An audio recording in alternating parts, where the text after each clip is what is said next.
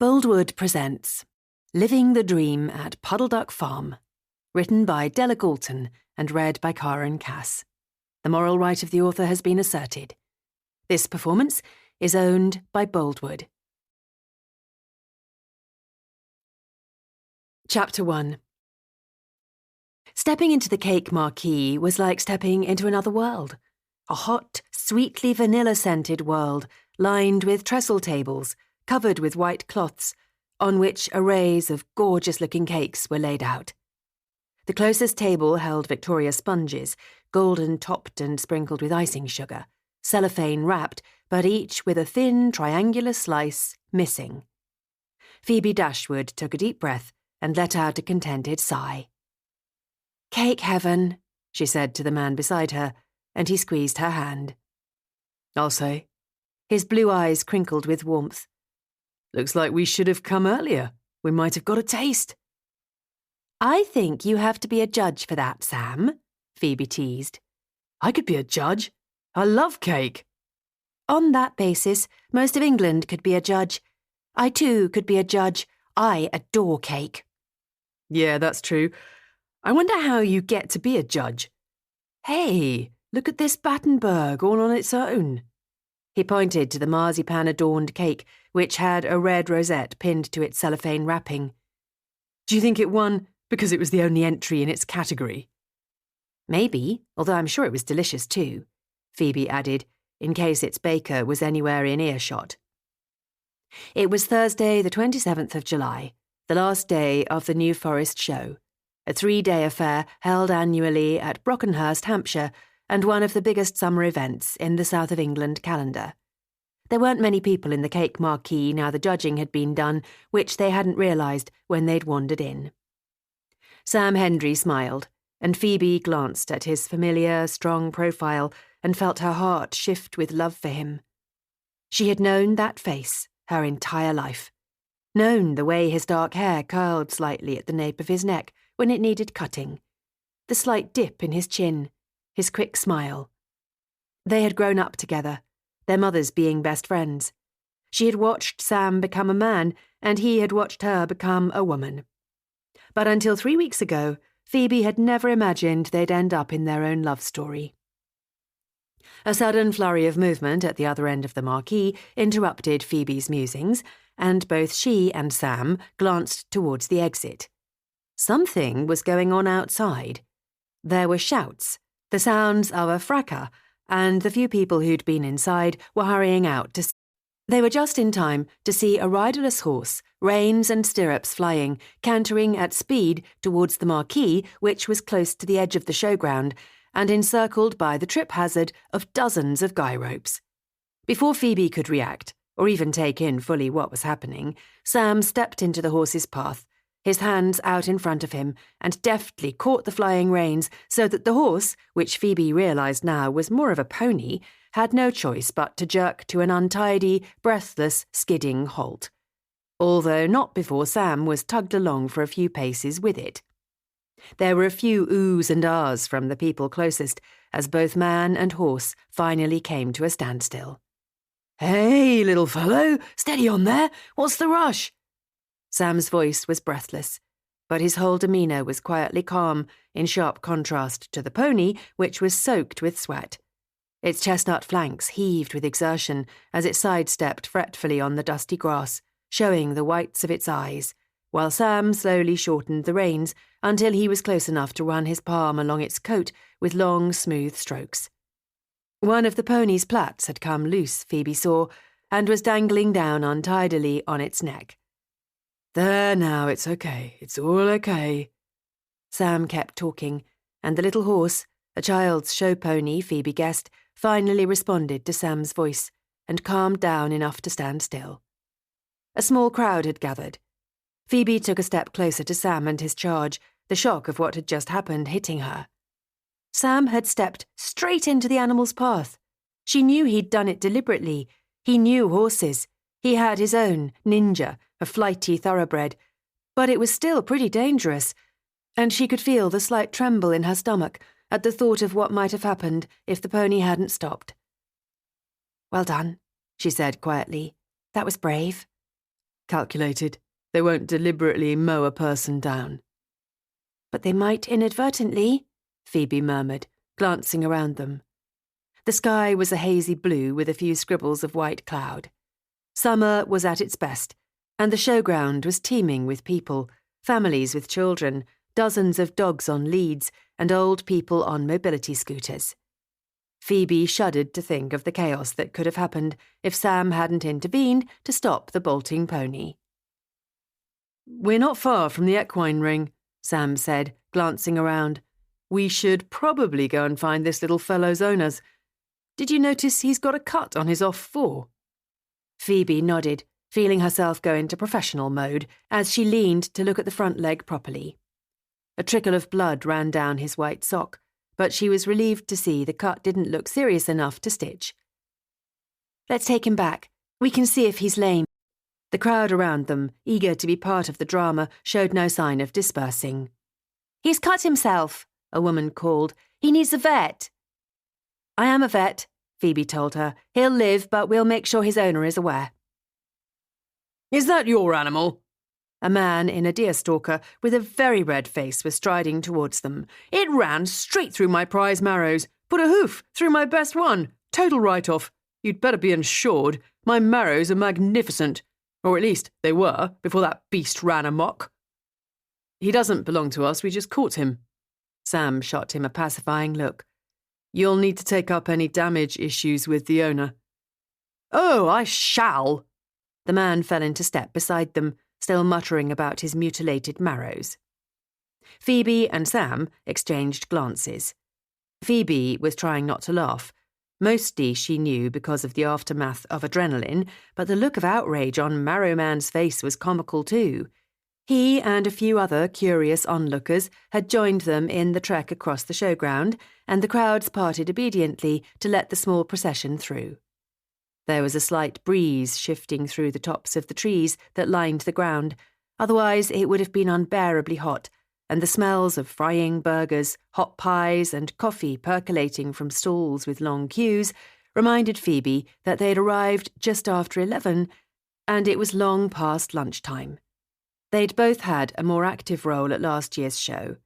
Sam had been show jumping, and Phoebe had been on a rabbit rescue mission, but this year they'd wanted to be proper tourists with no dramas. So much for that. Half an hour later, Phoebe and Sam had reunited the pony with his tearful 8-year-old owner, Holly, and her anxious father. Apparently the pony, Hal, had been spooked by an escapee pig and had bucked off his rider and bolted from the ring halfway through an egg and spoon race. It turned out the ringside equine vet was treating the pig, which had also somehow got injured whilst escaping from its pen, and so Phoebe ended up treating Hal's cut foreleg, checking he wasn't lame, and giving advice to Holly's grateful parents.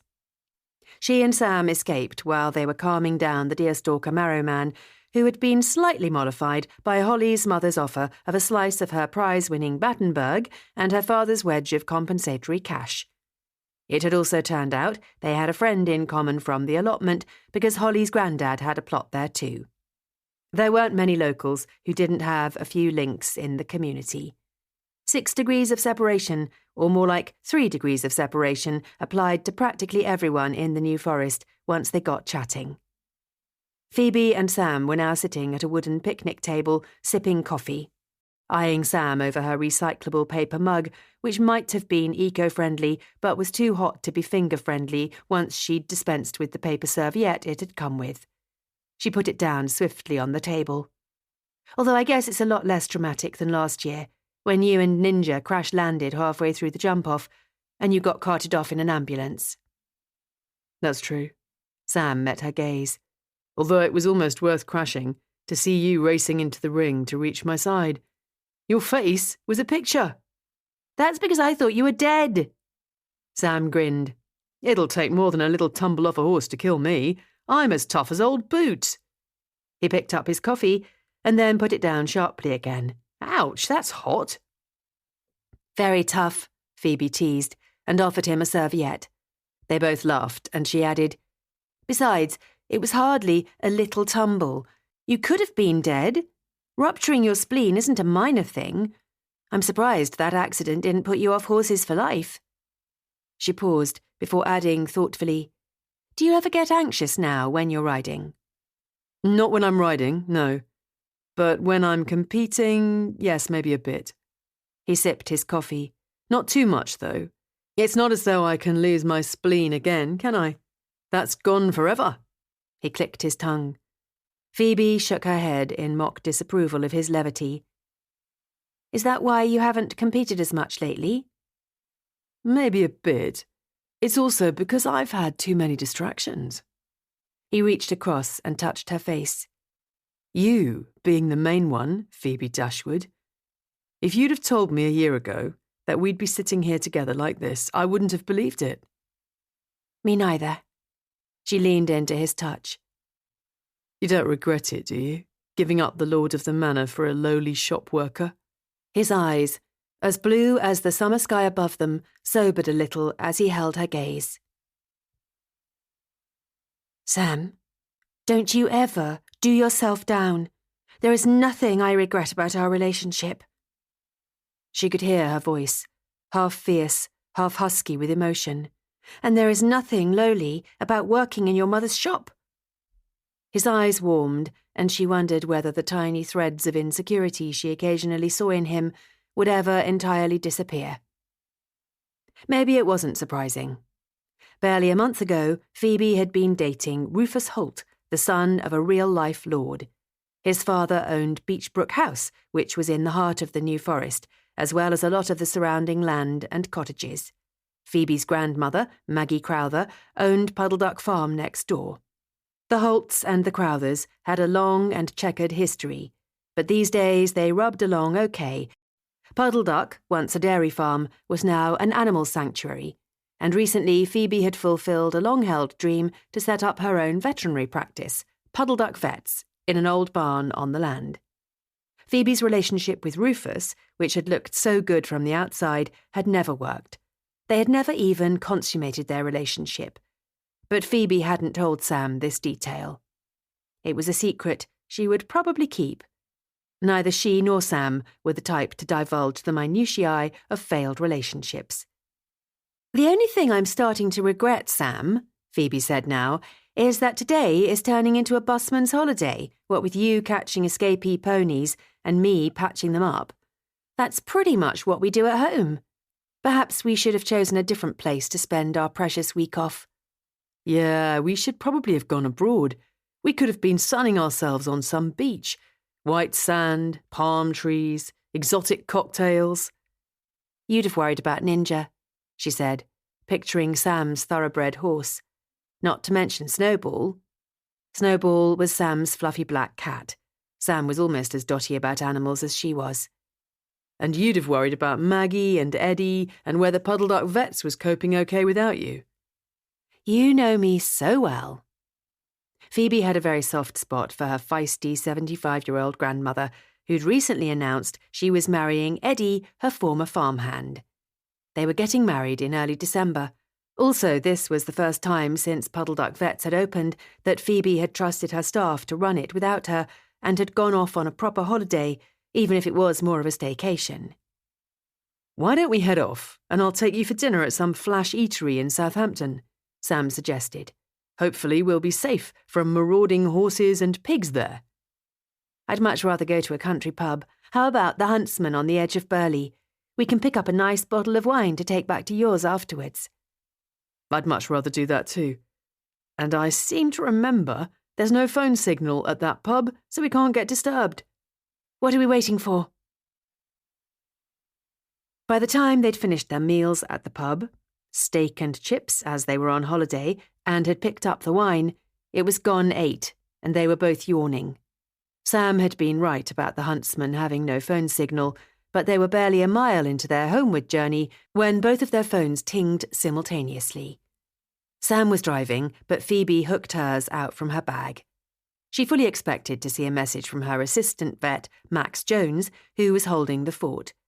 She'd told him it was absolutely fine to call her if she was needed. But it wasn't a message from Max. It was a notification of a voicemail from her mother. There was also a text. Phoebe glanced at it, frowning. The top line said, "Hi, love, are you with Sam? Can you get him to call his dad?" Phoebe opened the message swiftly. "It's nothing to worry about, but Jan's had a funny turn. I'm with her now at the hospital." She frowned. "Trouble?" Sam asked, flicking her a glance.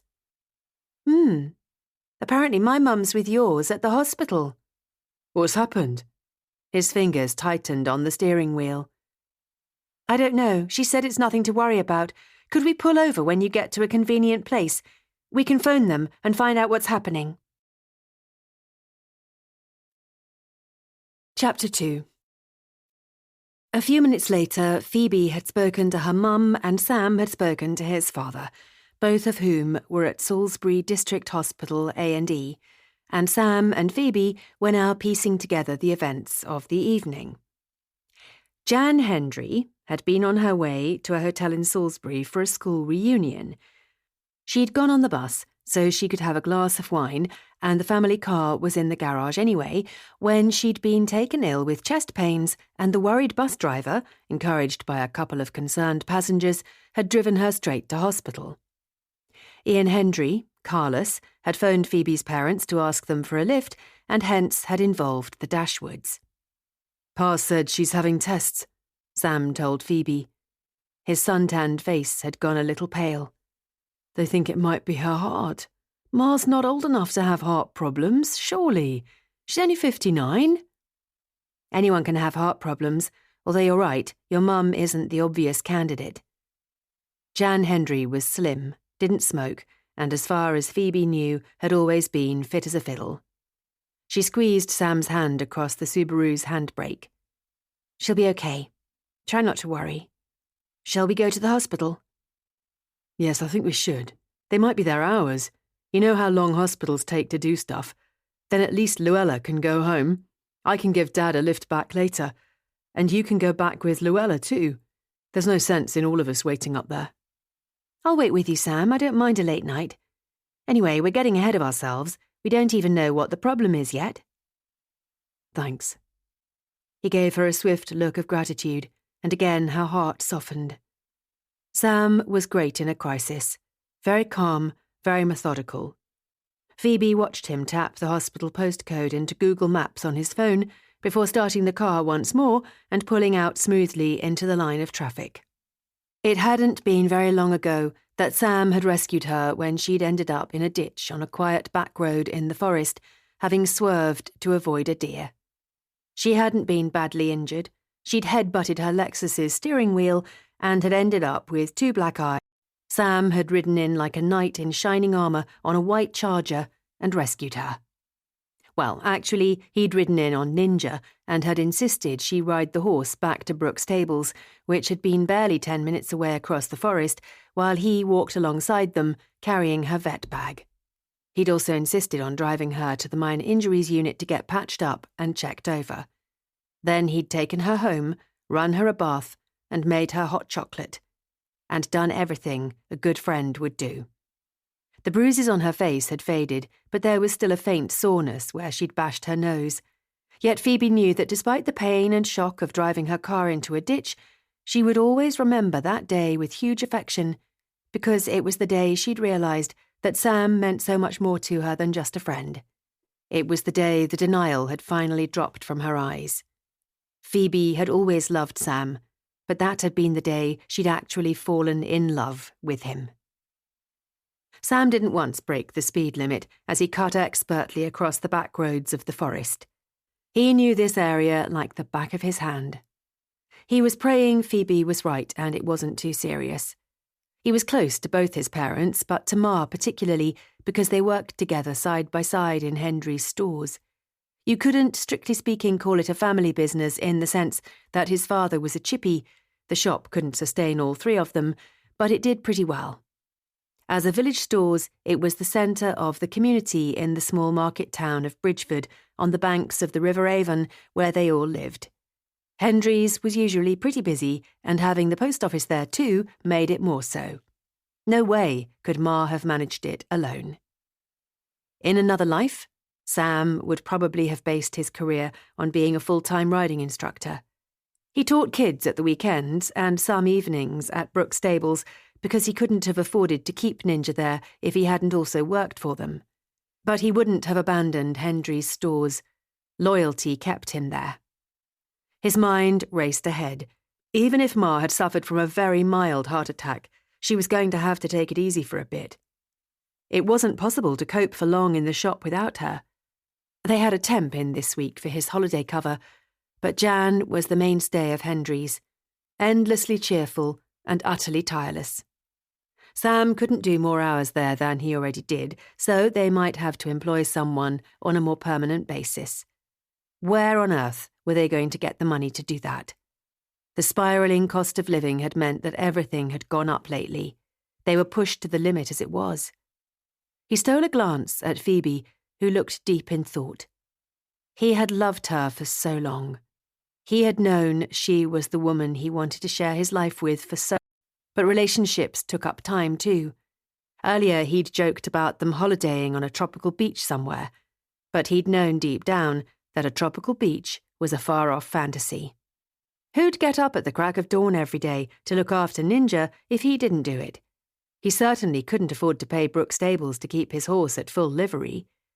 His mind ran on in endless circles. Whichever way he looked at it, Ma being taken ill couldn't have been worse timing. They drew into the hospital car park just before 10. Sam parked while Phoebe went and got a ticket from the machine, and then they were racing hand in hand into the building. It wasn't too difficult to find Sam's dad and Phoebe's mum. They were both sitting on the uncomfortable plastic seats in the crowded A&E department. The noise levels were high. Stress and tension pervaded the small space like a bad smell. Sam patted his father's shoulder and Phoebe hugged her mother, and then they stood in an anxious square, communicating in short sentences and headshakes. "No news yet," Luella told Phoebe. "They've been a while. They must be doing a thorough check." "And you can't tell us any more about what happened?" Sam asked his father. "Not really. I know she got herself in a state over what to wear." He shrugged and glanced between Phoebe and Sam. "I don't really know why she went. She hasn't seen any of them for years."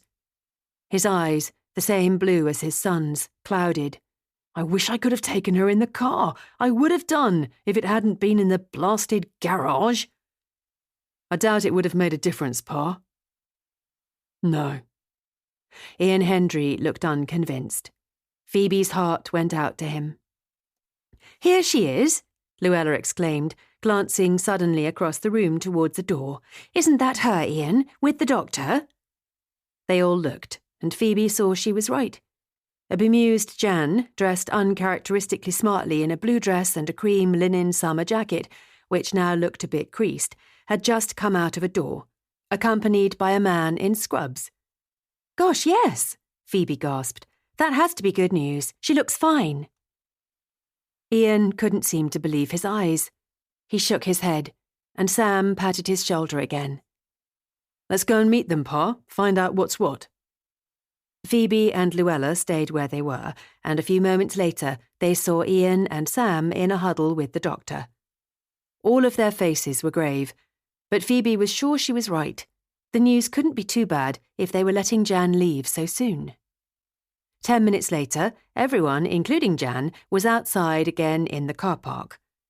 They stood in a pool of neon beneath the hospital floodlights in the cooling. "I definitely didn't have a heart attack. They're completely sure about that. I've had every test under the sun."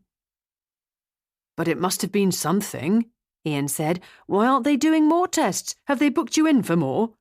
"No, love, I've told you. They're letting me go with a clean bill of health. They said it was an anomaly." "What do they mean, an anomaly? What is that anyway?" "A freak incident." Jan's face was flushed. "I don't know. I'm not a doctor. Will you stop haranguing me? I'm as mystified as you are. All I can tell you is that I'm very relieved that it wasn't a heart attack." Phoebe saw her exchange a look with Luella, who looked as though she was about to say something, but stopped when Jan gave a swift shake of her head. "Now, can we please go home? I'm very tired, and I'm sorry to have caused all this fuss and bother." Why are you all even here? What are you youngsters doing here? I'm sure you've got better things to do than hang around hospitals, she tutted. Ian started explaining that their car was in the garage in case she'd forgotten and that Luella had kindly given him a lift and was hopefully going to give them both one back home again. Of course I am. Luella rattled her car keys. Whenever you're ready. Phoebe glanced at Sam. Back to plan A then? She suggested softly. Sure. He stepped towards his mother, pecked her on the cheek, and said gently, You take care of yourself, Ma. I think you should have a day off tomorrow. I can cover the shop. No, you can't. You're on your annual leave. You and your Phoebe are supposed to be off enjoying yourselves. Weren't you going to the New Forest show? We've been. Today was the last day. Oh, yes, I see. She nodded, looking defeated and suddenly very tired. Phoebe noticed for the first time the dark circles around her eyes. It was weird that the hospital hadn't found anything wrong. Every instinct Phoebe had was telling her that all was not quite right, whatever story Jan was telling them. She fervently hoped that she wasn't holding anything back in some misguided attempt to prevent them worrying. Phoebe stepped to Sam's side. Sam's right, I think you should take it easy. We'd only be cutting our holiday short by a day or two. Your health's more important. I've got stacks of paperwork to catch up on before Monday anyway. Sam caught hold of her hand, squeezing her fingers in a silent signal of thanks. We'll see then, Jan said. She gave a little shiver. That summer jacket looked quite thin, and then put a very determined smile on her face. Now that you've sorted my life out for me, can we please all go home? Chapter 3. It may have been an abrupt end to their holiday, Phoebe thought, but forfeiting the last 2 days with Sam so he could help out at Hendry's and make sure they'd had a really late night on Thursday, talking about Jan and speculating on what could be wrong. Sam agreed his mother certainly wasn't telling them everything. Ma's never been very good at being ill, or at least admitting she's ill, if that makes sense. She's very stoic about everything to do with health, which isn't very helpful. Like mother, like son, Phoebe had teased. I don't think I've ever known you have a day off work either. I had 2 weeks off last summer. Only because you were in hospital getting your spleen removed, and that was an accident. Accidents don't count. Sam had laughed and kissed her to shut her up. Then they'd finally gone to bed, and it had been quite a while before they'd gone to sleep. It still blew Phoebe away how compatible they were in bed. She'd spent years convinced there was no chemistry. She'd been so wrong. In the morning, she'd been vaguely aware of Sam dropping a kiss on her forehead before heading into the kitchen, making himself breakfast, and then bringing her in a cup of tea prior to leaving for work. He'd worked Saturday too, and they'd met for a quick drink on Sunday, but Sam had told Phoebe he hadn't got any further with what was really going on with his mother. There's no point in pushing her. Hopefully, she'll tell me when she's ready, he'd added with a sigh. It was now Monday morning, and Phoebe had just got into work at Puddleduck Vets. It was just gone 8, an hour before her first appointment would usually be scheduled, but she discovered that Jenna, her vet nurse, a kind, very sensible, motherly type who was in her late 40s but who looked much younger, was already behind reception.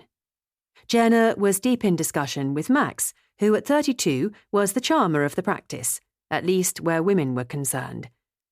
Max wasn't your traditional charmer. He had a Roman nose and sandy hair, but he wore Ralph Lauren shirts beneath his scrubs and sounded a lot like Hugh Grant. Phoebe sometimes wondered if he was even aware how attractive their female clients found him. He certainly didn't seem to be, and he definitely didn't exploit it. Max was also a brilliant young vet, and although he'd only joined the practice back in February, Phoebe already trusted him totally. Max and Jenna both stopped talking and glanced up guiltily when Phoebe opened the plate glass door and strolled towards reception. Her oversensitive radar pinged madly. I'm getting the feeling I've walked in on something. What's going on? Nothing, Max said. He means nothing to worry about. Jenna blushed. It's just a few small things. Quite literally, actually. She glanced down, and at the same moment, Phoebe heard a mewling and the sounds of scuffling coming from behind reception. There was a cardboard box on the floor full of newspaper and 4 white puppies. Very new puppies, by the look of it, as they still had their eyes tightly closed. Where on earth did they come from? And where's their mother? Someone left them by the side gate first thing, Jenna told her. I'm in early because I promised to phone a customer, so luckily I saw them. Maybe they were meant to be dropped off at the Puddleduck Pets entrance, but they dropped them off at ours instead. We thought Maggie might know about them. We were just going to fetch her.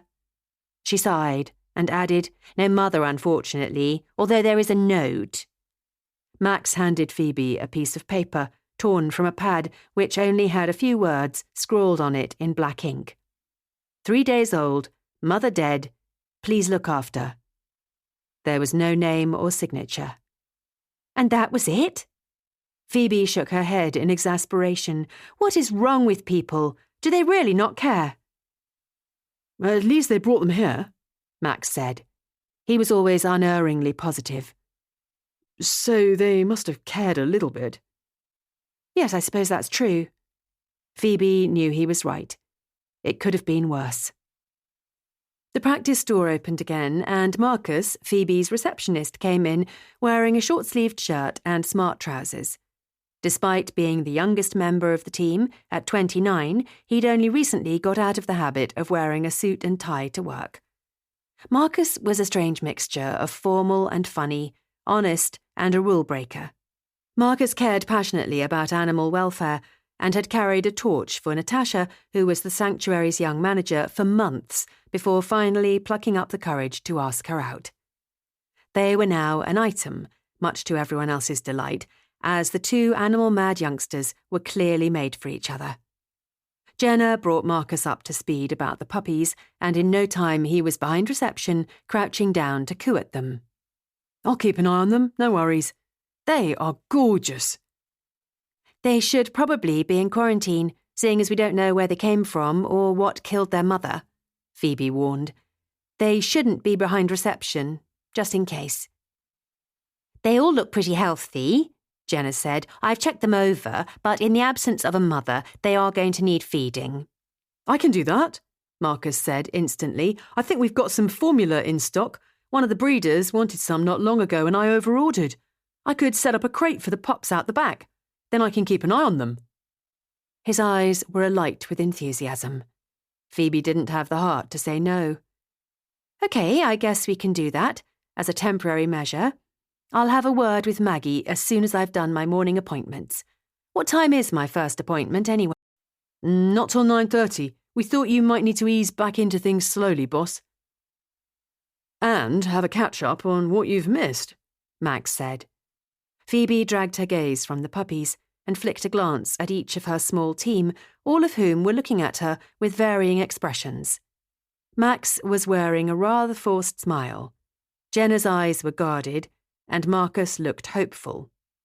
Phoebe realised guiltily that she hadn't even said thank you to them for holding the fort in her absence. She'd just marched in and started firing questions at them and berating them for doing what they did best. Caring. I'm so sorry, she said. Let's rewind and start today again. What I should have said as soon as I came in was thank you for looking after everything while I've been off gallivanting.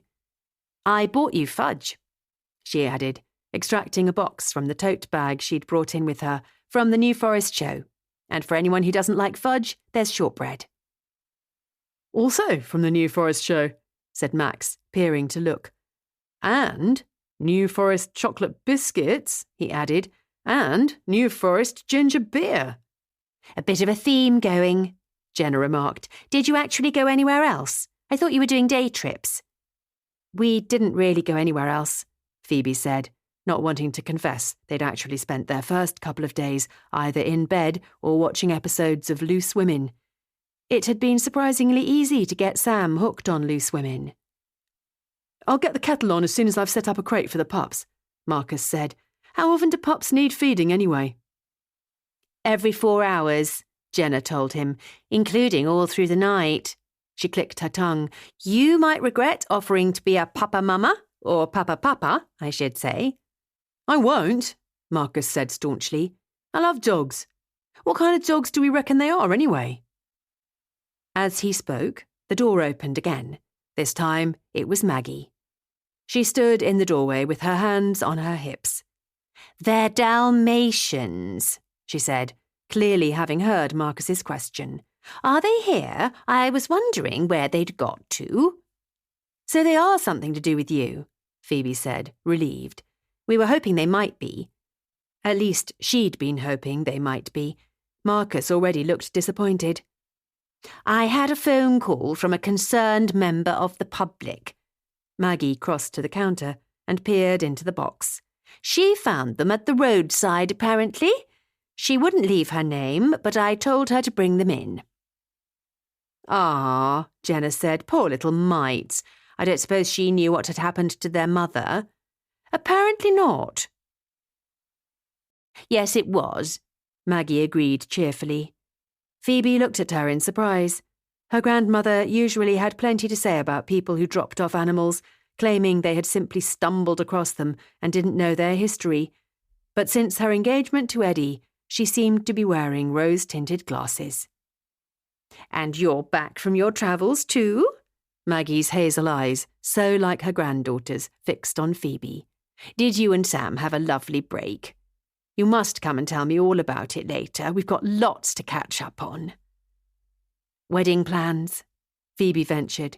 She was dying to hear all the latest developments about Maggie's wedding, although she suspected she was the only one who was. After all, most of it had already been planned. They were having a church ceremony. The reception would be at Puddleduck Farm, and the honeymoon some kind of cruise.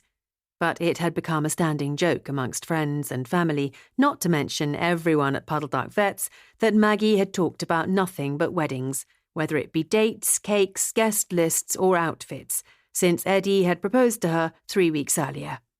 Mind you, as the pair of them had originally wanted to get married in November, barely 4 months away, this had subsequently been switched to the 21st of December, then switched again to the 2nd of December. It wasn't exactly surprising. There was a lot to organise. Wedding plans, among other things, yes. Everyone groaned in mock despair, and Marcus gave an exaggerated yawn. Maggie ignored them and looked at Phoebe hopefully. I'll be up as soon as I finish work, she promised. Thank you, love. I need some advice on table settings. Things weren't anywhere near as complicated when your grandfather and I tied the knot. There's far more choice these days. Those puppies don't look very much like Dalmatians, Marcus said, gleefully changing the subject. They're pure white. The spots don't appear till they're a week to 10 days old, Maggie told him with authority. They sound hungry. I'll shift them up to the house if you like, Phoebe. I'm sure you don't want them cluttering up your reception. For a second, the two women's eyes met, and a soft look passed between them. Maggie might sound a bit dismissive about the pups, but Phoebe knew her better than that. Maggie adored dogs, and had a kennel full to prove it. Phoebe knew she struggled not to add more to the two who already lived with her in Puddleduck Farmhouse, Buster, an elderly black Labrador, and Tiny, a daft, enormous Irish wolfhound, both of whom had been abandoned by their original owners.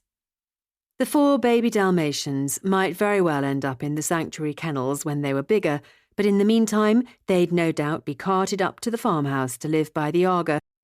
We can look after the pups here during the day if you like, Phoebe offered. I know Marcus is up for the job. He's already volunteered. Absolutely, Mrs. Crowther, Marcus said instantly. I'm totally up for it. Maggie flicked a glance at him. Thanks, love. It'll give me a chance to get a crate sorted out. Eddie can come and get them later. The phone started ringing, even though they didn't officially start for another half an hour, and Maggie left them to it. Phoebe caught up with Max and her list of appointments. She had a feeling it was going to be a very busy day. She was right. By 5 p.m, Phoebe had seen 3 dogs with kennel cough. There was currently a spate of cases, a cat with an ear infection, another with a fur ball problem, and another with arthritis. She'd also called at a dairy farm to see a cow with mastitis.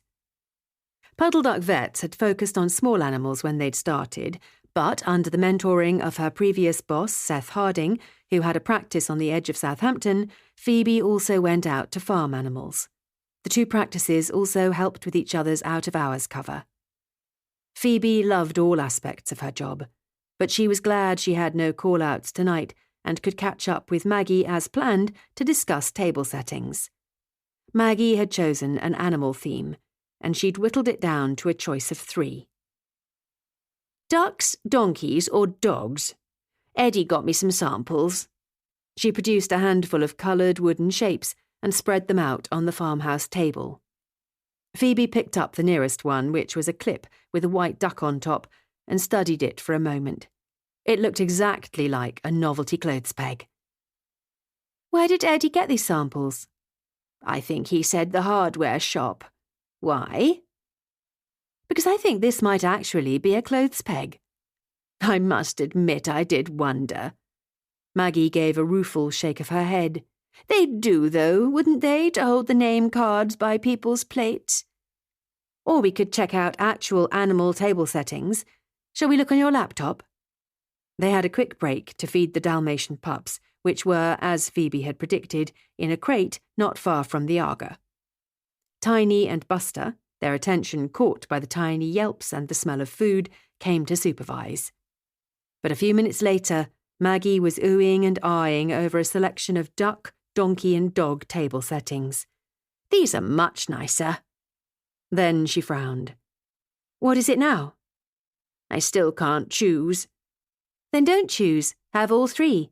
We can pick whether people will be a duck, a donkey or a dog. That could be excellent fun. Maggie snorted with laughter. It's my pleasure, Gran. But not grateful enough for you to start calling me Gran. You know it makes me feel old. Sorry. Wait, hang on a minute. I thought you'd decided on a buffet reception here at Puddleduck. We're not having a sit-down meal, right? That's right, we did. So why do you need place settings? Good point. I don't suppose we do. We were just ticking things off the wedding planner list that Eddie got online. So we've just spent an hour making decisions about clothes pegs when we didn't need any, clothes pegs anyway. It was Phoebe's turn to shake her head in mock disapproval, and then they both started laughing again. Phoebe was still smiling when she finally left for home with a promise to bring Sam round for supper as soon as possible. Maggie adored Sam. All of the family did, and they were thrilled the pair had finally become a couple. There was only one thing that bothered Phoebe. She wasn't the only one who'd been on the rebound. Sam had just split up with a woman he'd loved, but whose parents hadn't approved of him. Both Sam and Phoebe had turned towards each other for comfort in their hour of need. They'd both been at their most vulnerable. Phoebe occasionally wondered what would have happened if she hadn't driven her car into a ditch and if Sam hadn't rescued her. But she squashed these thoughts down firmly every time they surfaced. Lots of people had rebound relationships that worked perfectly. Her doubts felt like a very small cloud on a very bright horizon. Chapter 4. At Hendry's stores, Sam's day had also flown by. He'd persuaded his mother to take Monday off too, and despite her protestations that she was perfectly fine, she'd agreed. Fortunately, the temp, Hannah, a sweet but mature teenager, had been happy to stay on for an extra day. I can stay as long as you like, she'd told Sam. I'm starting uni in September and I'm saving up. I don't want to be saddled with a student loan for the rest of my life. What are you studying? Zoology. I'm hoping to get a job with animals, maybe in an environmental context. I'd really like to go into film, be the next David Attenborough. She'd flicked back her hair and her eyes had lit up with enthusiasm. Sounds amazing, Sam had said, knowing that jobs like that would be few and far between and the competition would be intense, but not saying anything. Who was he to tread on someone's dreams? It was now just before closing time, and Sam was serving Vera Walker, who'd long ago been renamed Vera Talker by everyone who knew her because talking was the thing she did best. And very probably the front legs too, Sam thought. Donkeys being very apt because Vera was currently in mid-flow about a spate of donkey thefts that had apparently been happening in the New Forest. Who'd want to steal a donkey? It's not as if they're much use, are they? Unless you use them for rides on the beach. I used to love that when I was a girl, riding a donkey along the sand with the sea air blowing through my hair. Of course, I was a bit slimmer in those days. I couldn't ride one now. I'd flatten it. She chuckled loudly and patted her ample tummy. Sam nodded politely and handed her the bag with its few items of shopping he'd just cashed up and packed at the till. 2 potatoes, a bag of carrots, an onion and a copy of New Forest Views, the free magazine. Vera never bought much, but she came in a few times a week. Sam thought she had finished the story and he was about to say something, but Vera was far from finished. So he did what his mother did and let her words ebb and flow over his head, not really listening until she mentioned his name suddenly and looked at him keenly. I'm surprised you didn't hear about it, Sam, what with you being a horsey man and all. He frowned. The donkey thefts? No, I didn't hear about that. Not the donkeys. We've done donkeys, keep up. The pony, the one I was just telling you about that got dumped in the New Forest. She didn't draw breath, so he couldn't have answered if he'd wanted to. As I was saying, all sorts of rumours have been circulating about where it came from, but no one can catch it, apparently. The Agisters tried at the weekend. Liam Barker was telling me it's in good condition too. Liam's Colin Barker's son. You probably know Colin Barker. He lives out Brook Way. That's where you keep your horse, isn't it? Up at Brook Stables. I'm sure he knows Marjorie Taylor. Liam said he thinks it's been well looked after. Sam's ears pricked up at the mention of Agisters, who were responsible for supervising the day-to-day welfare of animals that grazed the New Forest. But the trouble with Vera was that it was difficult to get a word in edgeways because she didn't often pause for breath. Even when it appeared she was asking you a question, she didn't stop for an answer. The only way was to actively interrupt, and even then you had to talk over her because she didn't really want to listen to anyone else, so intent was she on whatever story she was telling. Sam's ma had once remarked that it was usually lonely people who talked like Vera did, but Vera was married to a meek-mannered man called John, who, on the rare occasions that he came into the stores, said very little. Probably because he couldn't get a word in edgeways either, Sam thought, taking a deep breath and deciding to do what his ma often did, which was to come out from behind the counter. There was no one else in the shop, Hannah having left a few minutes. So did they catch the pony in the end? He asked, taking a few steps ahead of her towards the exit. I don't think so. She swung her string shopping bag and trotted to keep up. It's probably been stolen, they're saying, and then dumped because it was too hot to handle. The thief probably thought it wouldn't stand out much in the forest. You know, that it would blend in with all the other ponies, which of course it wouldn't, to anyone with any local knowledge. She huffed disparagingly. People do some dumb things. They do. Sam had reached the door, and now he opened it. Sorry, Vera, but I need to close up. Great to chat, though.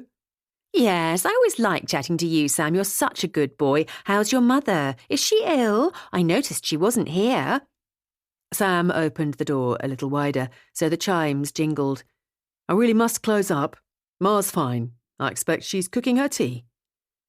Vera finally took the hint and exited, and Sam locked up with relief. He hoped his mum was fine. He hadn't had the chance to check on her since lunchtime. The shop had been chock-a-block with customers all day. He ran up the back stairs to his parents' flat, which was above the shop. His father was out on a kitchen refurbishment at Lyndhurst and had said he might be late, but he heard female voices from the lounge as he passed. Mum had company then. Good. He was about to go in when he caught a snatch of conversation through the half-open door. It was terrifying. I couldn't breathe. He hesitated and then cleared his throat loudly before opening the door. His mother and Luella, who turned out to be her visitor, had their heads close together, and they jumped guiltily when they saw him. On the table were 2 mugs and a plate on which was a scattering of chocolate biscuits. I'm just about to put the kettle on. Anyone need a top-up? Is everything all right, Ma? Only I couldn't help hearing... Everything's fine, Sam, his mother said, a little too brightly in his opinion, before carrying on swiftly. I feel like a right fraud sitting here drinking tea and eating chalky biscuits. I'm working tomorrow, no arguments. Sam glanced at Luella, who was nodding in agreement. I don't think it can hurt. Luella's cheeks were pink. After all, the doctors have given her a clean bill of health.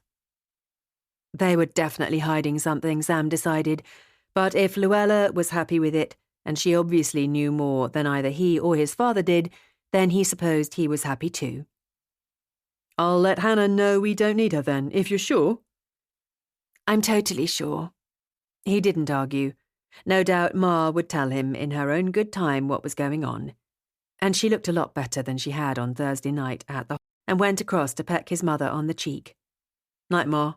Night, Luella.